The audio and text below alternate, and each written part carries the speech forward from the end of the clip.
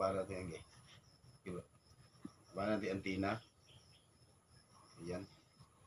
Kung saan tuturo to. Kasi pag antina, malayo ang tuturuin to.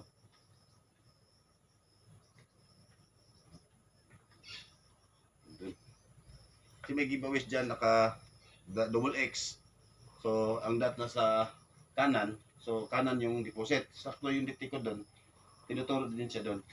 So, ngayon, dito tayo mag-focus. Hindi natin lagyan ng antina. Ito sa gitna.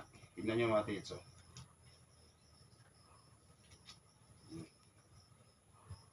Mas malakas siya pag walang antina. Malakas yung ikot niya kasi nahihigop na diretso yung buong aura ng gold sa ilalim. Yan o.